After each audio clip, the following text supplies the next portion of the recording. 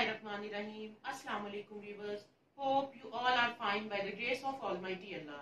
I am Farah Jilani Advocate and you are watching my YouTube channel Legal Remedies with Farah Jilani.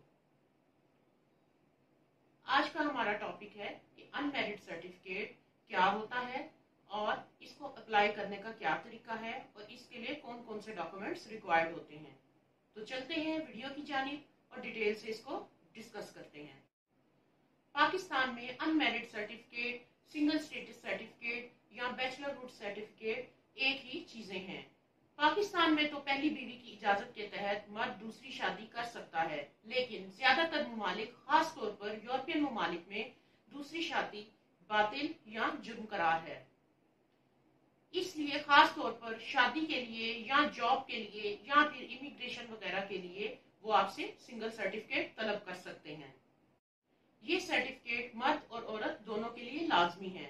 इसके बाद इसकी तस्दीक notary public से करवानी होती है, क्योंकि बैरून ममालिक में इस्तेमाल होने वाली तमाम दस्तावेजात पर नोटरी पब्लिक की तस्दीक लाजमी होती है।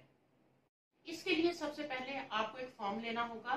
उसके बाद आप स्टाम्प फरोश के पास जाएंगे और उससे 3 अदद बयान हल्फी के लिए 50 रुपए मालियत के स्टाम्प खरीद लें और इन स्टाम्प पेपर्स को आप नोटरी पब्लिक से तस्दीक करवा लें। बयान हल्फी किस तरह से तहरीर करना है इसका फॉर्मेट मैं डिस्क्रिप्शन में दे दूंगी, आप वहां से देख सकते हैं। उसके बाद ये एक बयान हल्फी वालिदैन की जानिब से होगा, दूसरा गवाहान की जानिब से होगा कि एप्लीकांट कुंवारा और गैर शादीशुदा है, लेकिन ये गवाहान आपके कोई ब्लड रिलेटिव नहीं होने चाहिए, बल्कि आपके मोहल्लेदार या आपके पड़ोसी हों तो बेहतर है। उसके बाद मैरिटल स्टेटस रिपोर्ट भी मांगी जा सकती है, जो कि नादरा जारी करता है।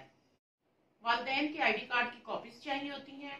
उसके बाद अगर वालिदैन हयात ना हो तो आपका कोई भी ब्लड रिलेशन यानी बहन या भाई, उसके आईडी कार्ड की कॉपीज लगेंगी। एप्लीकेंट के आईडी कार्ड की कॉपीज की भी जरूरत होगी।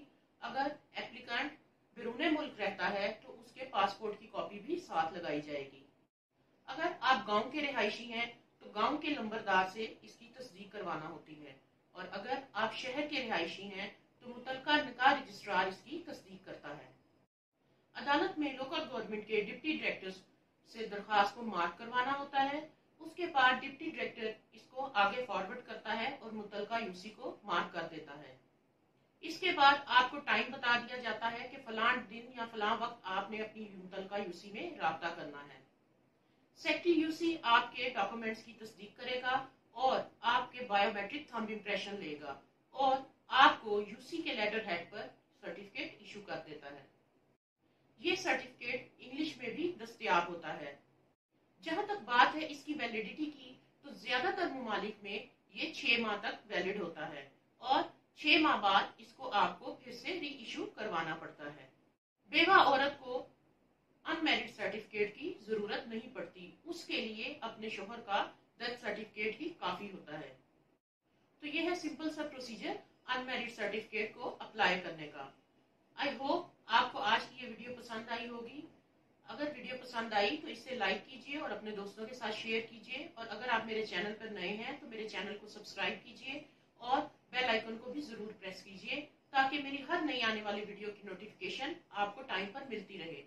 इस वीडियो से मुतालिक अगर आपका कोई भी सवाल है तो आप मुझे कमेंट बॉक्स में कर सकते हैं। अपना और अपनों का बहुत सारा ख्याल रखिए। मिलते हैं नेक्स्ट वीडियो में, तब तक के लिए अल्लाह हाफिज। पाकिस्तान पाइंदाबाद।